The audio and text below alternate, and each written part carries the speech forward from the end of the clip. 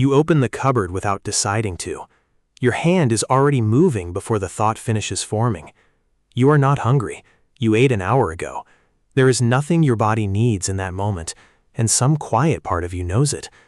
And yet here you are, standing in the light of an open kitchen, reaching past the things that are good for you, looking for the one thing that is sweet. You tell yourself this is a small failure, a lapse, proof of some missing piece in your character, some willpower that everyone else seems to have and you somehow lost. You promise yourself tomorrow will be different. It usually isn't. But step back for a moment, widen the frame until the kitchen disappears, until the whole shape of the human story comes into view. Because for almost the entire time your kind has existed, the hunger you are feeling right now was not a weakness at all. It was one of the smartest things a body could do. And the reason it feels like a flaw today is not that something broke inside you. It is that the world finally, impossibly, gave your ancestors more than they ever dreamed of. Stay with me, and by the end you will understand why the very craving you are ashamed of would have looked like a gift to almost everyone who came before you. Start with a simple fact your tongue has never forgotten. Sweetness is rare in nature, truly rare. Walk through a forest the way your distant ancestors did, and most of what you touch is bitter, sour, fibrous, or dangerous. Bitter often meant poison, sour often meant unripe, but sweet, that flat, clean burst of sugar on the tongue, meant something very specific. It meant safe. It meant ready. It meant energy your body could use immediately, without waiting, without risk. A ripe piece of fruit is a small miracle of timing.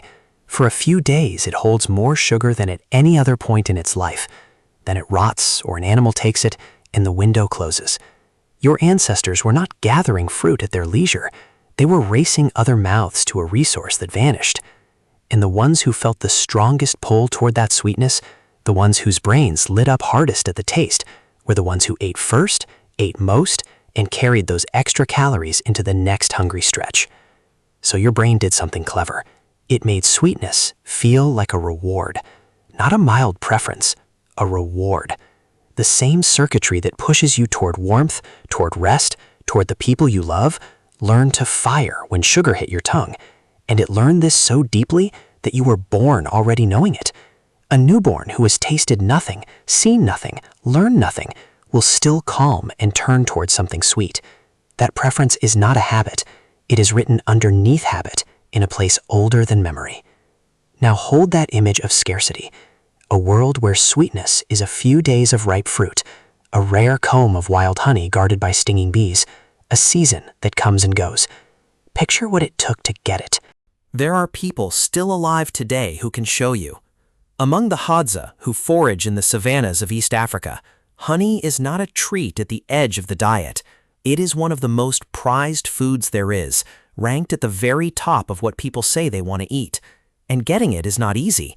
It means reading the flight of a small bird that leads people to the hives, climbing high into a tree, and enduring the stings to reach a comb that another animal would happily take instead. People do this gladly. They do it because that concentrated sweetness is worth the risk. It is fuel in its purest, fastest form. And in a life shaped by uncertainty, fast fuel is not indulgence, it is insurance. This is the world your appetite was built for. A world where every gram of sugar had to be found, chased, climbed for, or fought for.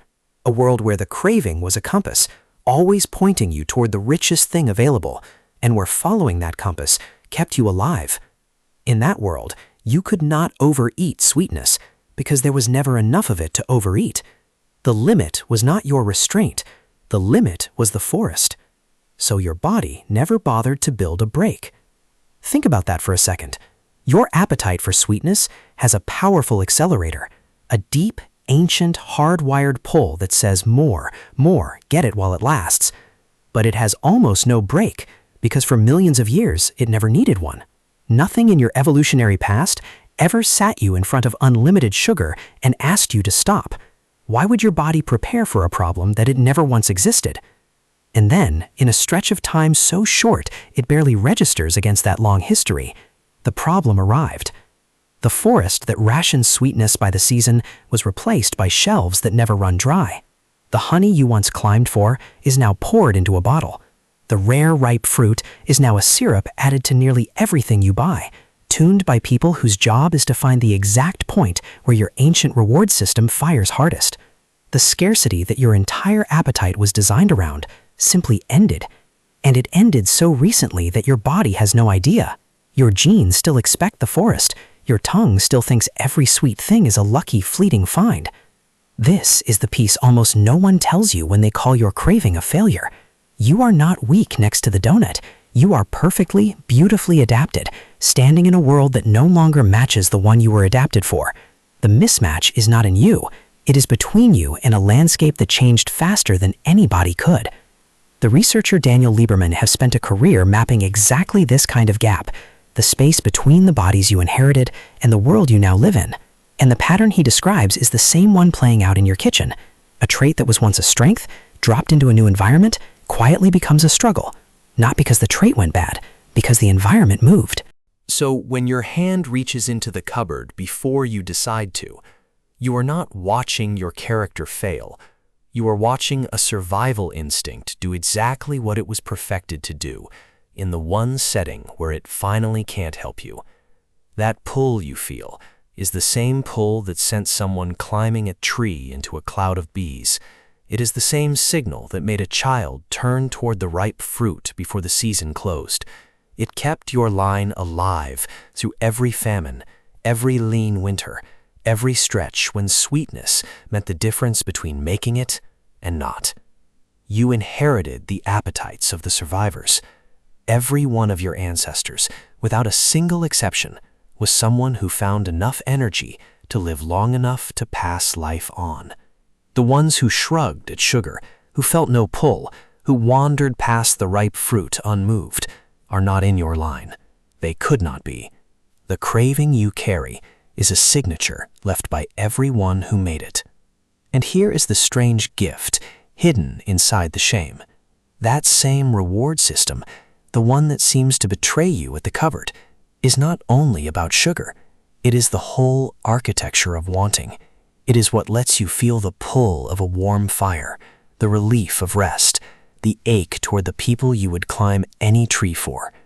You cannot delete the part that craves sweetness without touching the part that craves everything else that makes a life feel like living.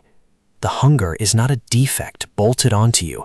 It is woven through the same thread as your joy.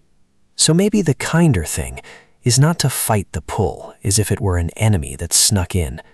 Maybe it helps, just a little, to recognize it for what it is. An old friend from a hungrier world, still faithfully doing its job, still whispering the same thing it whispered across 1,000 generations. Get the sweetness. It won't last. Your friend simply doesn't know that this time it will. You don't have to obey that whisper every time it speaks, but you can stop hating yourself for hearing it, because that voice is not the sound of a broken person. It is the sound of an unbroken chain. Every link of it a survivor, every one of them reaching, exactly as you reach now, toward the light of something sweet. So the next time your hand opens the cupboard before you decide to, pause for just a breath, not to scold yourself, to notice what you are really holding. Not a failure, a gift handed down from people who would have envied you this hunger, in a kitchen they could never have imagined, reaching for a sweetness they spent their whole lives chasing, and rarely, if ever, got to keep.